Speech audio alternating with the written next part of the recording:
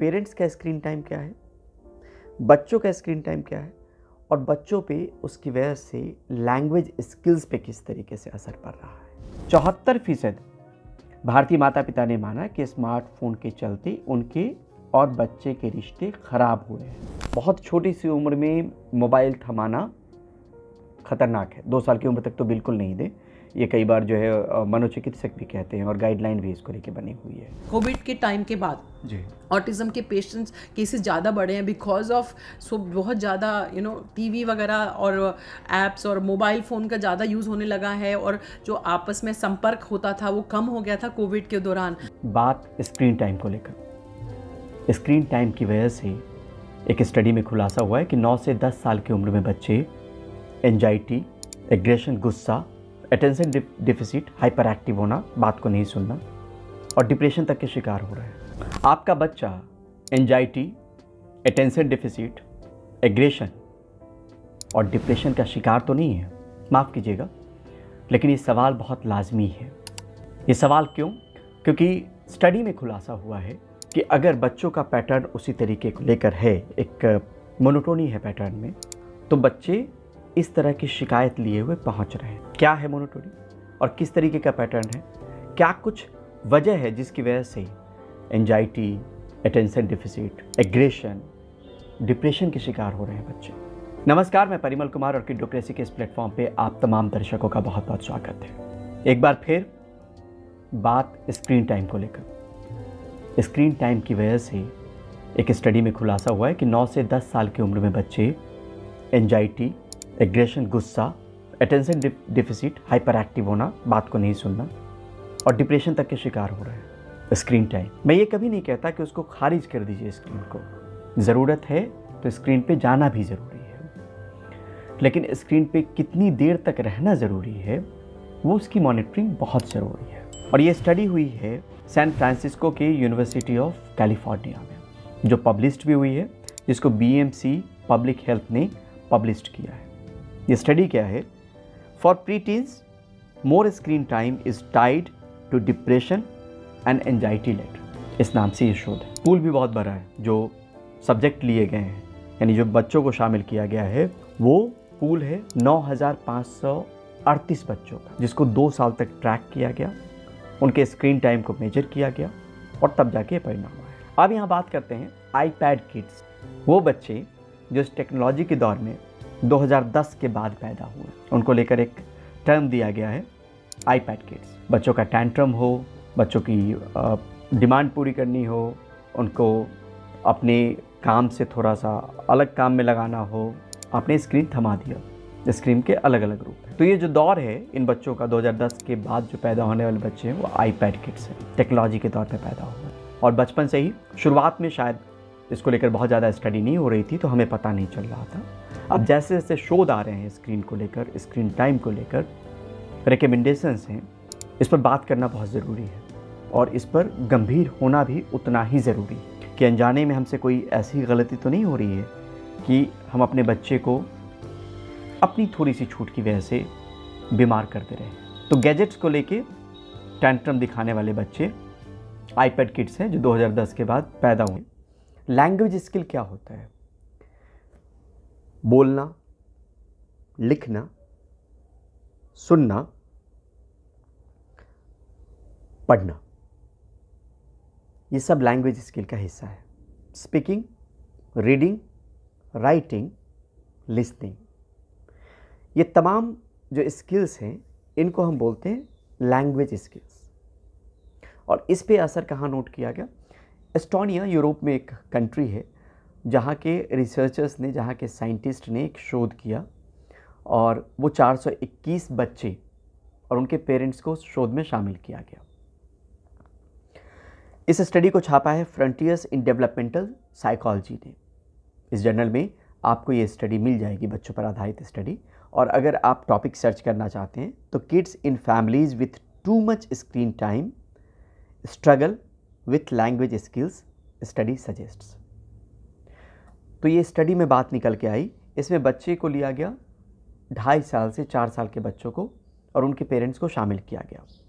सवाल जवाब पूछे गए और ये देखा गया कि पेरेंट्स का स्क्रीन टाइम क्या है, बच्चों का स्क्रीन टाइम क्या है, और बच्चों पे उसकी वजह से लैंग्वेज स्किल्स पे किस तरीके से असर पड़ रहा है।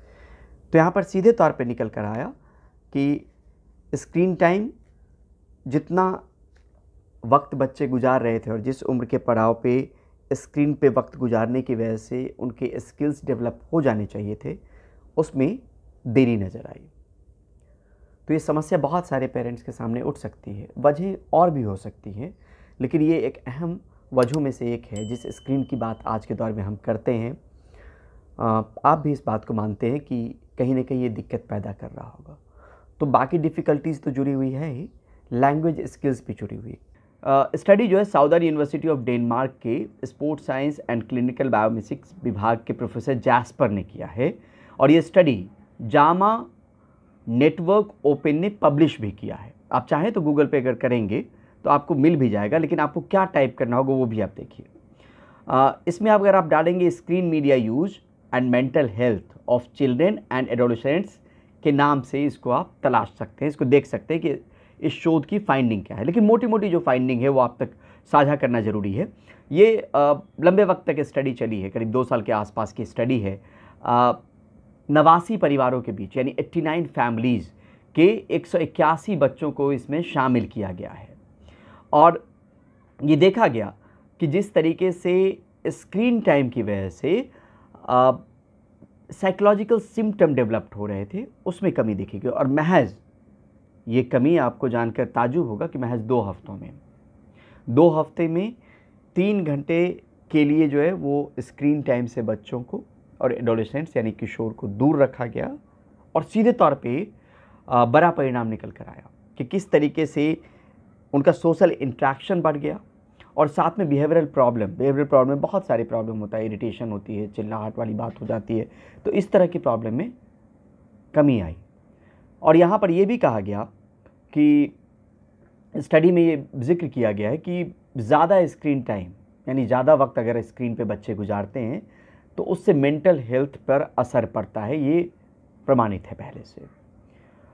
2 हफ्तों में जो ये फ़र्क दिखा है, उनको किया क्या गया कि 3 घंटे तक स्क्रीन टाइम में कमी लाई गई हर हफ्ते।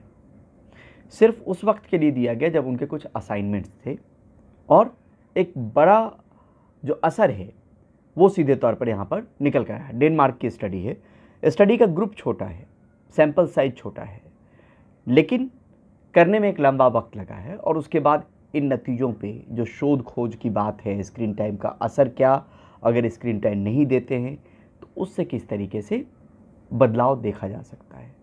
सिर्फ कहने का मतलब ये है कि जिन चीज़ों पे बहस या चर्चा हम अपने घर परिवार में करते हैं या परेशानी भी रहती है, परेशान भी रहते हैं, उस पर शोध खोज भी लगातार जारी है। उसको देखकर भी आप समझ सकते हैं कि बहुत छोटी सी उम्र में मोबाइल थमाना ख़तरनाक है। 2 साल की उम्र तक तो बिल्कुल नहीं दें, ये कई बार जो है मनोचिकित्सक भी कहते हैं, और गाइडलाइन भी इसको लेके बनी हुई है। मतलब खिलौनों के तौर पर अगर आप नए माता पिता हैं तो बिल्कुल अपने बच्चों को मोबाइल से दूर रखें। और ये भी कहते हैं साइकोलॉजिस्ट कि जो आपके बच्चे आपको देखते हैं घर में करते हुए, वो उसको फॉलो करते हैं, अनुकरण करते हैं। मसलन अगर आप शाउट करके बात करेंगे तो शाउट करके बात करेंगे, जिस तरीके से, या मोबाइल पे आप बैठेंगे तो मोबाइल जो है वो भी देखेंगे। ये देखने में आया है कि करीबन 1.1 बिलियन, हमारे देश की आबादी लगभग 1.4 बिलियन की बात हम करते हैं, तो उतने लगभग पूरे विश्व में बच्चे जो हैं एट रिस्क हैं ऑफ हियरिंग लॉस। 90% पेरेंट्स ने ये माना कि उनके बच्चे उनके मोबाइल फ़ोन पर रहने की वजह से आक्रामक हो रहे हैं। हेल्थ पे जो असर पड़ता है वो तो है ही, अगर इस तरीके की एक्टिविटी हम करते हैं कि मोबाइल थमाकर, मोबाइल दिखाकर, अगर खाना सिर्फ ठूस रहे हो, खिला नहीं रहे हो, ठूस रहे हो, उसको ठूसना कहिए आप, तो फिर इस तरीके के असर पड़ते हैं। 58% लोग स्क्रीन पे रहते हुए खाना खाते हैं। आपका बच्चा एंजाइटी, अटेंशन डिफिसिट, एग्रेशन और डिप्रेशन का शिकार तो नहीं है, माफ़ कीजिएगा, लेकिन ये सवाल बहुत लाजमी है। चहलकदमी कम हो गई है। बाहर जैसे बच्चे थे, खेलते थे, धूप में समय बिताते थे, तो आजकल वो भी कम हो गया है। बड़ा तबका ये कह रहा है, हर 2 में से 1 पेरेंट्स ये कह रहे हैं कि उनका बच्चा सोशल मीडिया पे ज़्यादा रहता है। कोविड के टाइम के बाद जी ऑटिज़म के पेशेंट्स केसेस ज़्यादा बढ़े हैं बिकॉज ऑफ बहुत ज़्यादा टीवी वगैरह और एप्स और मोबाइल फ़ोन का ज़्यादा यूज़ होने लगा है, और जो आपस में संपर्क होता था वो कम हो गया था कोविड के दौरान, तो थोड़े ज़्यादा केसेस उस समय भी बढ़े हैं। तो स्क्रीन टाइम जो है ये भी दिखाया गया कि स्क्रीन टाइम ज़्यादा है। 1 साल के बच्चे में एक्सपोजर 3 साल की उम्र में वो लड़कों में ज़्यादा ऑटिज़म होगा, ये लड़कों में सिग्निफिकेंट पाया गया है एक अनुसंधान के साथ। मतलब स्क्रीन टाइम ऑटिज्म की वजह भी हो सकता है। स्क्रीन टाइम की वजह से ऑटिज्म भी हो सकता है कंट्रीब्यूटरी, ये एक स्टडी में बताया गया है। तो स्मार्टफोन सीधे तौर पर रिश्ते में दरार ला रहा है, और ख़ास तौर पे आपके बच्चे से आपके रिश्ते में।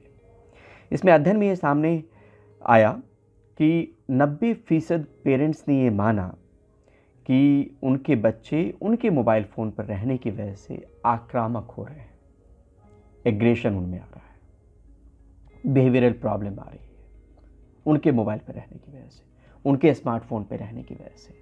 और ये देश के 8 शहरों में किया गया स्टडी है, जिसमें 4 मेट्रो सिटीज़ हैं, बेंगलुरु, हैदराबाद, अहमदाबाद, पुणे।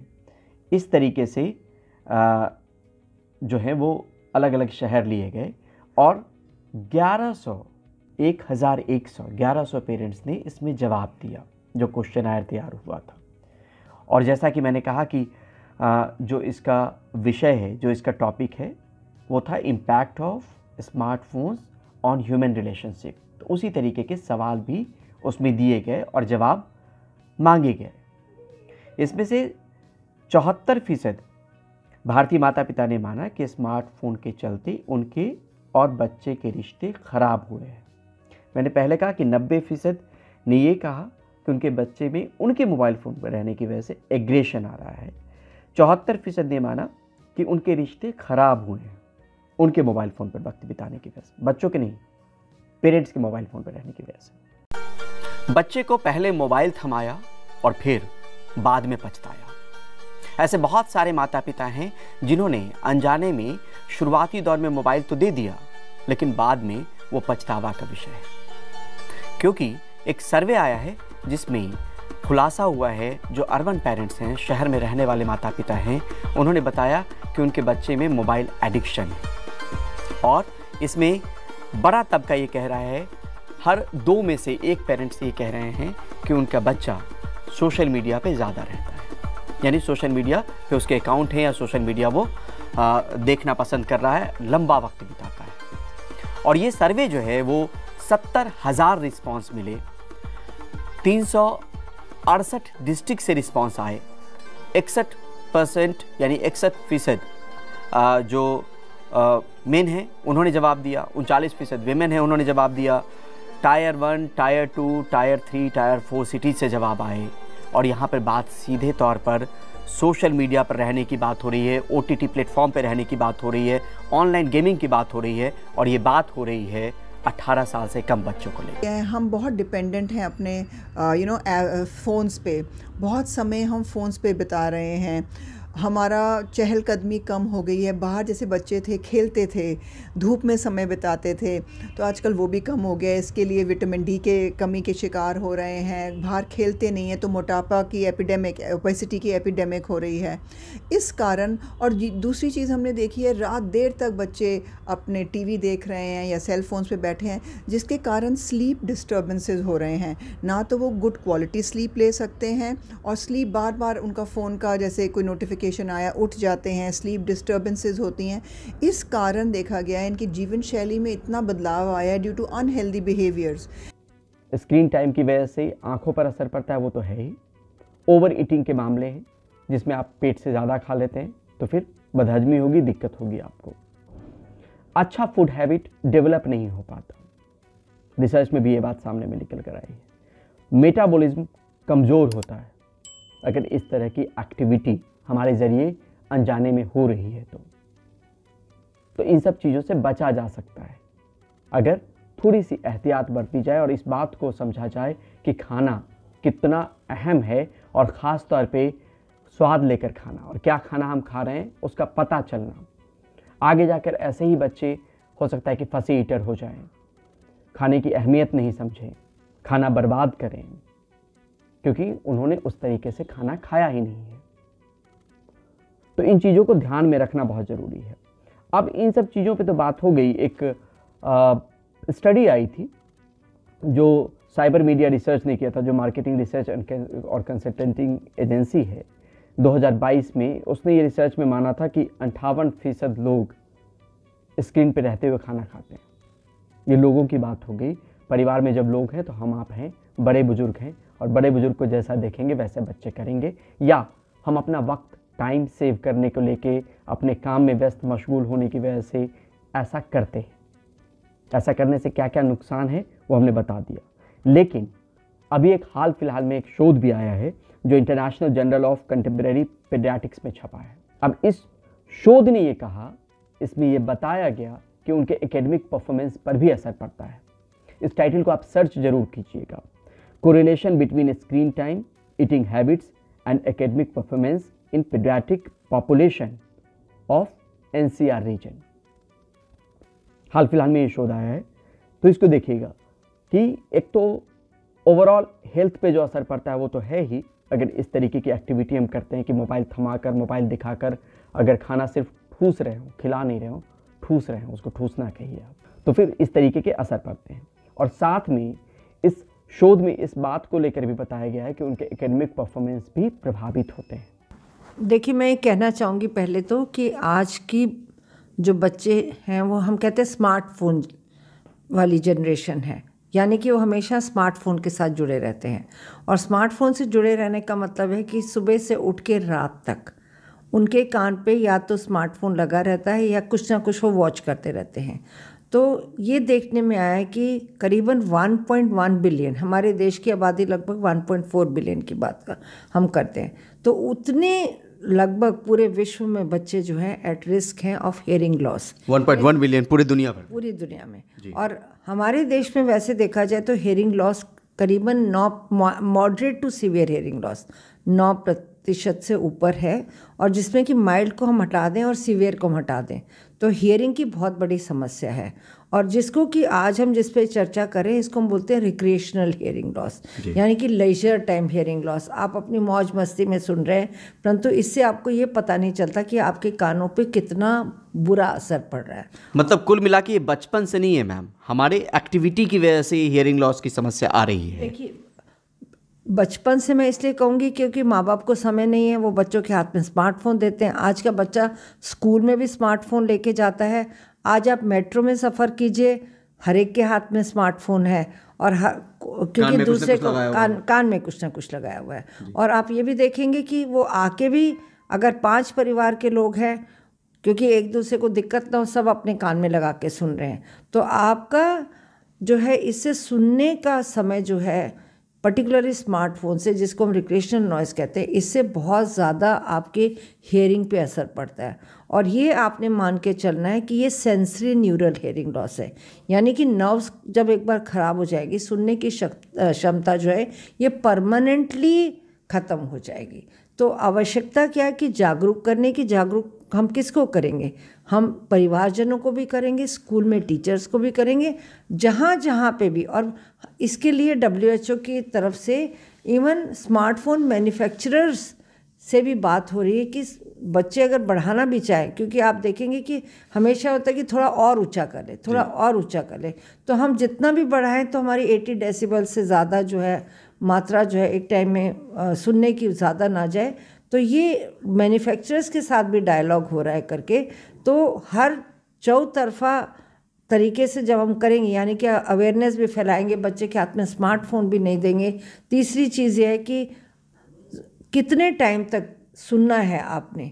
लगातार अगर आप देख रहे हैं पूरे दिन में 7 से 8 घंटे अगर आप स्मार्टफोन के साथ में हैं तो बहुत ज़्यादा हो जाता है करके। और इसके अलावा केवल यही नहीं है, हमारा बच्चा जो है डिस्क में भी जाएगा तो बहुत ज़्यादा लाउड वॉल्यूम, परंतु मेन कारण हमारा स्मार्टफोन है जिसके ऊपर हमने तवज्जो देनी चाहिए और लिसनिंग को सेफ बनाना चाहिए।